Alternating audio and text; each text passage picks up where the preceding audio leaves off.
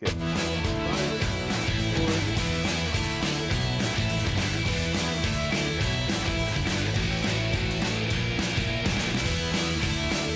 right, welcome back to the Boca and Mocha podcast, episode 6.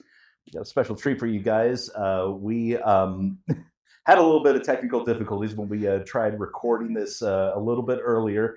We think we got a workaround kind of thing, but you guys are going to be getting a front seat view of a portrait session. I'm, of course, Griff. We're joined with Chris, of course. And with us in the studio, since Genevieve is still unfortunately out with sickness, hope she feels better soon and we'll be able to get her in on the next episode. Brooke has been kind enough to step in as a model for this portrait session.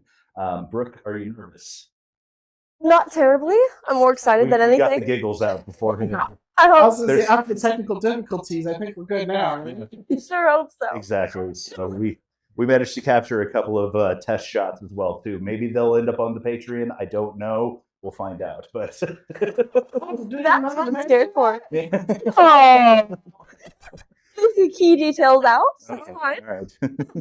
No, we'll treat you right. Don't worry about it. But super excited. You guys are going to get a first-hand view of the back of my camera, directly streamed. So you'll be able to see my settings. You'll be able to see what I'm changing, because we're going to go over like some different lighting techniques and different what happens when you change this versus that, and I'm super excited. But so am I. I mean, this is going to be a completely different view for a podcast or even a video podcast. The fact that we're going to show from our point of view what we're seeing with the settings. A few episodes ago, we talked about the exposure triangle and how to change the settings with it. Now we're going to actually show it in real time how that actually would work. And this is hopefully going to be a lead into some other stuff. We want to actually take this whole podcast portable, take this out to the streets of Hays, Kansas, or get this to Cedar Bluff State Park or anywhere else that we can go with this. So we're super excited. But today we're at our studio here, the Christopher's Creation Studio in Hays, Kansas. It's located on Vine Street. For anybody who's in the area wants to check it out. This is a shared studio space. This is designed that other photographers can also come, rent out the space, and do exactly what we're going to do today and get these images out of here. So really excited to be able to have our tests come out here and go from there. And we're really excited to have you join us today. Thank you. Yeah. So we've here's a quick little rundown. We've got a wide angle, or not necessarily a wide angle, but a wider shot view of the studio portion over there. We have 2 soft boxes with a continuous light. I also brought in my RGB light that I can use to kind of change the coloring and whatnot. I've got my speed flash hooked up to my camera. Unfortunately, with the technical difficulties that we were having beforehand, I'm only going to be able to shoot in landscape. Because with this plugged in and hooked up to the system right now, we haven't figured out how we can have that view available while also me being able to see what I am doing. So instead, we've hooked the monitor up over on the floor over here, and I'm going to be using that as my guide to frame the shot and things like that. But first of all, Brooke, do you know what a portrait is? Not off the top of my head. I could not explain it. Okay, that's perfectly fine. So Brooke is also kind of learning photography as well too, so that's why we also invited her over here as well, because she'll learn a few things as well too. But portrait photography is basically just straightforward. It has a subject, it has people, it sometimes has dogs and cats, because there are pet portraits as well too, and those are separate from wildlife portrait or wildlife photography in general. But basically, if it's members of your family, it's a portrait, basically, is what it is. So if it's a person, if it's a pet, if it's, the entire family gathered around the Thanksgiving table around grandma, that's a portrait and everything. But, Now, correct me if I'm wrong, we were just talking about that we have to be in landscape mode for today's demonstration. Yeah. When you do portrait photography, do you only have to be in portrait mode, being set straight up and down? No. What's the better way of doing that? Do you know? Oh, portrait is definitely the better way of doing it if you're doing a single subject. but we're just going to plow through and work through. Unfortunately, I had to give up my 85 millimeter for my nifty 50, which is still good. I miss my 85, I really do. But you'll see in a moment how little space I have. That in order for me to be able to shoot with landscape, I need to have a 50 on so I can have a wider view in order to get that landscape in. So there'll be a little bit of extra wasted space on the sides there and everything, but we'll still figure out a way to frame and stuff like that. So that's the other thing too. As a photographer, you got to learn to adapt. I was about to say, that's one of the things I wanted to bring up was you have to adapt and overcome. We talk about rules of photography and what our guidelines are. They're suggestions. For one of those rules is typically 1 and 2 people, you'd have it in portrait mode. 3 or more people, you turn to landscape mode because it just creates that visual pleasing to the eye. I can tell you there's a lot of times that even with 3 people, you can still do portrait mode. Even to 8 people, you can still do portrait mode. And it makes the image completely different than if you had it on landscape. So the rules are made to be broken sometimes. Yeah. But and I might try and see if I can squeeze a portrait mode shot as well too. But with the way the modern have everybody turn their heads when you do it. Exactly, because that's your job. Turn your head. It does. Unfortunately, it auto rotates in my camera. It does not auto rotate on the monitor, which then goes back to the computer. So you guys will not be able to see that. But I will go into my display settings. So that I'm bumping the mic as I'm cleaning off my shirt. I will go into my display settings so that way you guys can see basically what the final product turns out to be. We'll do that next on the Bokeh Mocha podcast. Awesome. We'll see you soon. And welcome back to the Bokeh Mocha podcast. I'm over here on the studio side of things. We've got Griff and our wonderful model, Brooke, over here, who is going to be working with the actual setup.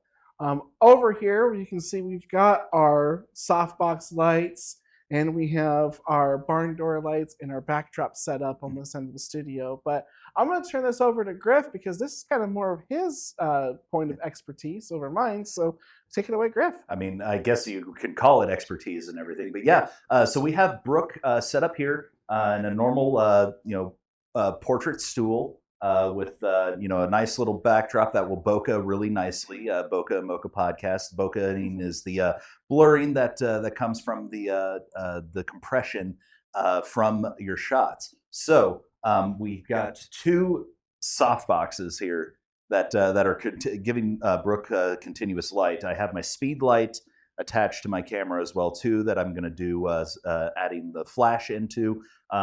We did have to kind of move the continuous light a little bit, so we haven't seen what it's going to look like. I might have to then turn it a little bit more to make sure that she's still well lit from the continuous light. But let's go ahead and switch over to our shots here, and I'm going to have to watch this on the monitor itself. So I'm also having to look down on this. But this is a normal shot right here, as you can see with that shot. Pretty basic, pretty straightforward. She's pretty well lit.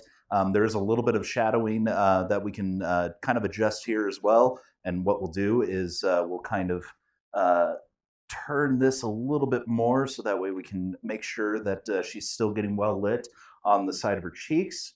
And then we'll go ahead and take another shot here. And then as you can see, now she's a lot more, there's not as much shadow on the side of her face, just from shifting that box there. Now, with the speed flash, what I'm going to do is I'm going to turn it off here, and we're just going to do a shot with continuous light. And you can already see that it's already dimmed in my camera because the speed flash talks to my camera, and it also automatically assumes some settings for it. So now we're going to take a shot without flash and see no changes to my settings whatsoever where we're at. Now, sometimes you can get away with some underexposure like that. And something like that you can also adjust in programs like Lightroom to bring up that exposure. But I usually try to get the shots in camera as much as I can. Now, the speed flashes here are really, really cool because you can rotate their heads like this.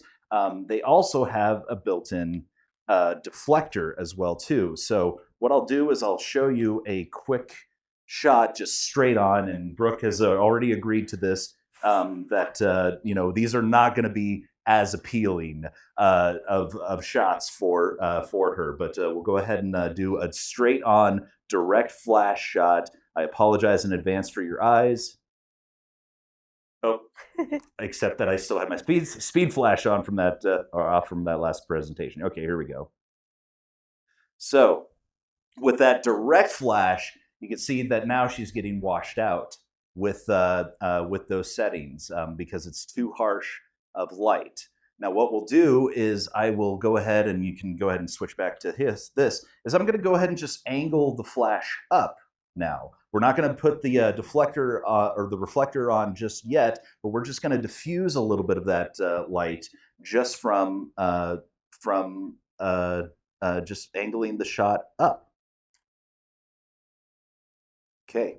Now see, it's softened her a little bit. It's not as harsh as that direct on flash. So it also definitely helps for her to not be blinking as well too with that instant flash as well. But then what we'll do is we'll still go ahead, and a lot of these speed flashes will have, and I'll go ahead and just kind of move up to the camera a little bit here and show you that a lot of them have this little flap here, just a simple white piece of plastic that redirects the flash up and straight on. So it's not as harsh of a flash, but it's more, it still gives you your lighting, but it softens it a little bit more so it's not as bright. So let's go ahead and take. And so there you go. So she's still getting that exposure from the flash. And again, like we're not even touching our ISO, our f-stop, or our shutter speed for that matter. This is all purely demonstrations in lighting and how to light a subject. I also have this RGB light, this system I picked up for about $100 or so, give or take. Instead of having a bunch of cells that I can do for this, I can just have a built-in light system that changes how different colors, and so we can give Brooke a little bit, like say for example, let's give Brooke a little bit of a splash of green here. We'll also go ahead and kind of turn up the intensity a little bit here, just to really see if we can make it pop here. Brooke, you're Irish, right? So I just really like green, so let's just see what a little bit of that green diffusement will look like here. Now, with the flash on, I might lose a little bit of it there, but you can kind of see it a little bit more on her neck. We'll go ahead and tilt this up a little bit more so we can get a little bit more in her face, and then do another shot here. So you can add a little bit of a splash of color. What we're going to do is we're going to go ahead and turn our flash off now, and we're just going to do the continuous light with a little splash of color and see how much more that changes things. So, I mean, green probably isn't her color and probably isn't that flattering of color. It's just the one that I landed on here. Now, what we'll do instead is we're going to switch over to a more soft white look there. Now it's really, really bright in her eyes because I have it really turned up. And then with this light here, I can then turn it into more of a warm gold light and add a little bit of color into the shot here. So do another one. Give her a little bit more warmth. I mean, Brooke is already warm enough as it is, but. And so there you go. So it's a little underexposed, but it adds, instead of her being washed out or with white, you can also give her a little bit more warmth into a kind of a natural lighting, color lighting there. We'll go ahead and turn our flash on so we can make sure that we get our exposure corrected there. There we go. Now the flash might be a little bit too intense in this one. So what we're going to do is we're going to increase our shutter speed a little bit more. So that way we can maybe capture, now that I have a little bit more extra lighting that we can capture. Now that's a little bit too fast for it there that we're losing our shots on in the background. So we're going to dial back our shutter speed one more time and see. This is what we talked about on a previous episode where the exposure triangle. You can also see my histogram in the upper right-hand corner of the screen there too. What I try to do with my histogram, and I naturally just underexpose things in general, but if I continuously adjust my settings, then we can, because if I really slow this down, then you'll see my histogram start to creep over to the other side versus that. So now let's put it back to, there we go. Okay, and then, so once again, now she's getting a little bit too washed out. Now, with the speed light here, I can now turn the light and reflect it as well too. There's not a whole lot for it to reflect off of back there, but what I could do, actually, where is my stand? There we go. Yeah, let's bring that over here. So I have this handy reflector here that I put on a just a simple stand. So if I'm shooting by myself, I can also hit her with a little bit of this light. So we're going to. I'm trying to do this while also tethered to my camera as well too. But we're going to go ahead and try to see if we can angle this a little bit more. Oh, except that is the wrong hold there. Give her just a little bit more exposure on this side. Come on, there we go. If you have somebody else to shoot with, I was going to say, do you need me to come over here? That'll actually work a little bit more because I don't know if my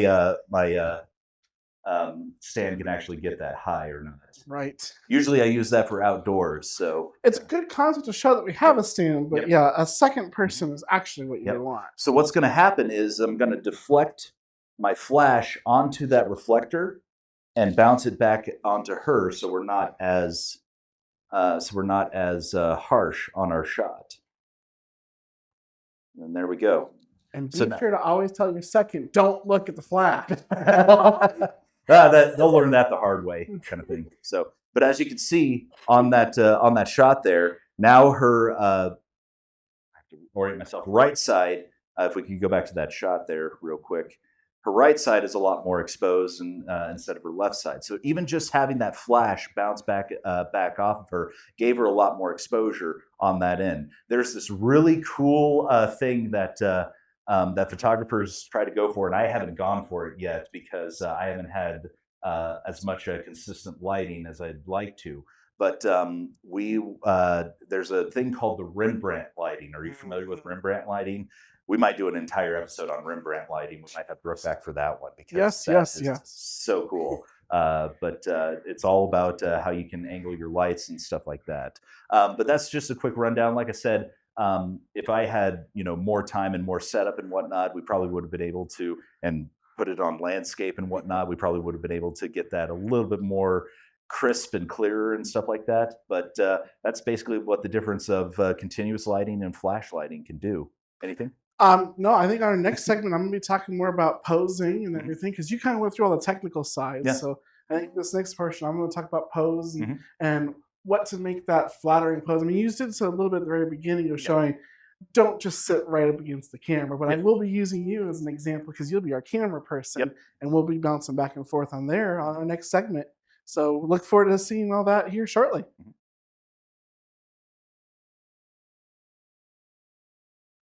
Welcome back to Bokeh and Mocha here. So we talked a little bit about how the lighting works. Now we're going to talk about poses, because not just lights is a big deal, but how to get your model or the client to pose makes a huge difference on there. So we're going to come back over here. Brooke is still our wonderful subject here.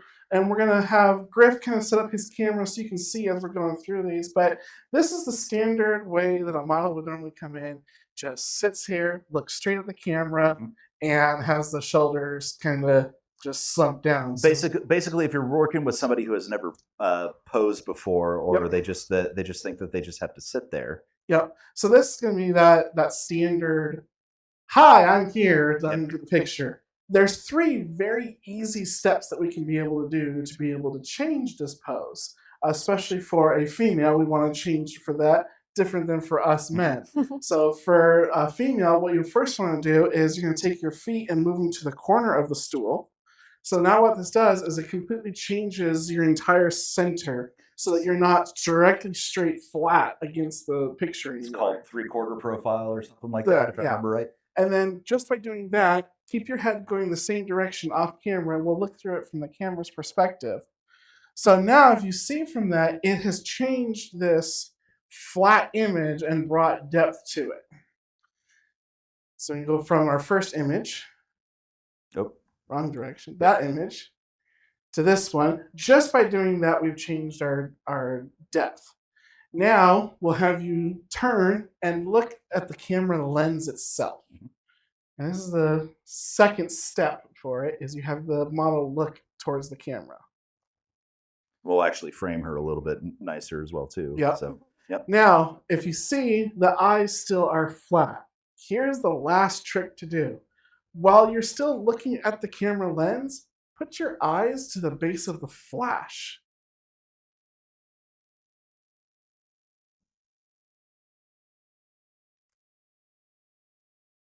Now, see what we've done with the eyes? We've created this definition below them to actually look more like eyes. Doing those 3 steps changed from our first image of I'm here, going all the way back. Yep. So I'm here, all the way to that model style look. And while you're also having them look up at the top of the flash, it also naturally elevates the chin because the body will tend to go where the eyes go. So just by doing those 3 things can completely change an image. Now, in addition to that, we also have our standard, our professional style. So if you've got more people that are coming in for headshots and everything, one of the things I want you to do is you're going to take your back and go as straight as you possibly can. And then your arms, you're actually going to put them to the side. Not all of the side, just to your sides. There you go. And then you're going to do the same thing we did with your head before, looking at the camera, but then putting your eyes towards the top of the flash.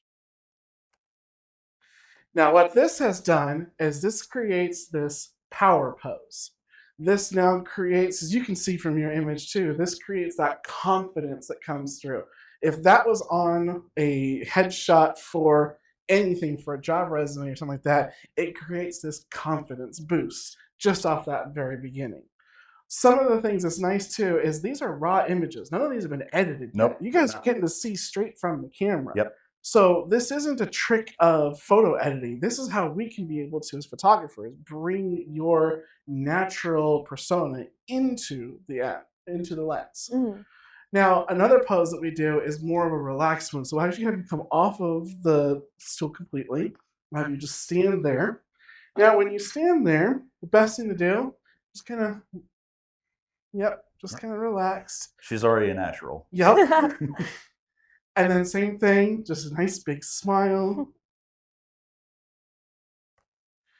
Now you see, just by taking her off the stool, we removed this more stiffness and created a life to it.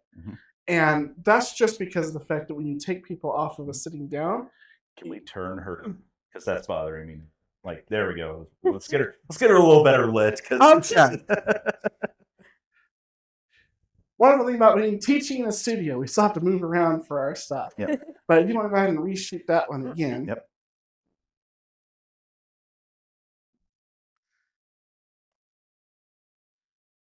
you look at that? Completely different picture, right? Yeah. What do you think on this picture? When you first look at it, what's the first thing you think of? Oh, I don't even know. It's nice, and I love. It's not terribly dramatic. Like it's. I don't know how to explain it. Like it's. I don't know. It's warmth. It's got that. It does. Yep. Now, some other things too, especially if you're going to be doing senior photos and things like that, if we're going to actually have you lean just up against the wall, don't worry, there's nothing behind it other than an actual It wall. won't fall through. You won't fall through, but completely lean. This is where the up Kool-Aid Man against it. gets through. Now, by doing that, when we have the shot there, we'll take this light and bring it over this way a little bit. Yep. Now, you're going to take your head and you're going to look towards the other light, but your eyes are going to go back to the camera.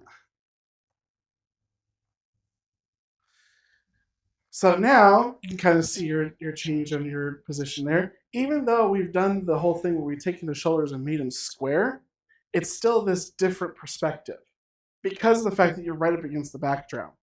It almost feels like it has a whole different tone to it too. Correct. Yep. Correct. Now you're gonna love this one. You're gonna have to trust me, okay? All right. All right. So lean all against back, the whole thing like this. You take your head all over to the side, and you're not gonna look at the camera. And then you're gonna take the hand opposite of your head, which is this side, and you're gonna reach it up over the top of your head, and you're gonna do like this, like a ballerina type. And then you're gonna be looking that direction now.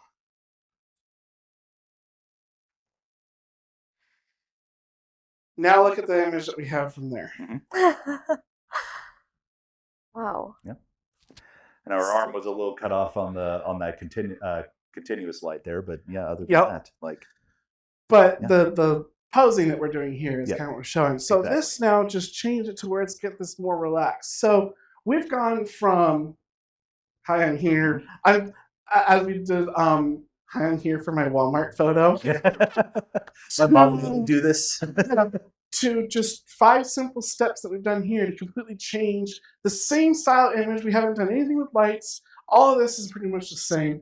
This is what we talk about posing can make a difference. So when we've got people, Chris moving lights, when we've got people that come to us and say, I want portraits, we sit down and we talk to them for 10-15 minutes before to find out what type do they want. Do they want that professional confident? Do they want the more laid back senior pictures? All these different things make a difference in the posing.